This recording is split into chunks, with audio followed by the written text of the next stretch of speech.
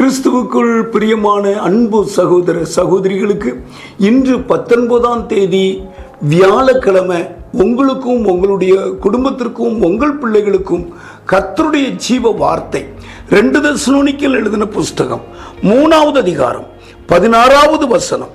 சமாதானத்தின் கர்த்தர் தாமே எப்பொழுதும் சகல விதத்திலும் உங்களுக்கு சமாதானத்தை தந்தருளுவாராக. கர்த்தர் உங்கள் அனைவரோடு கூட இருப்பாராக.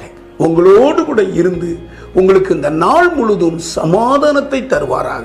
சமாதானத்தை தர இயேசு கிறிஸ்து சிலுவையிலே மரித்து உயிர்த்திருக்கிறார். ஜெபிப்போம்.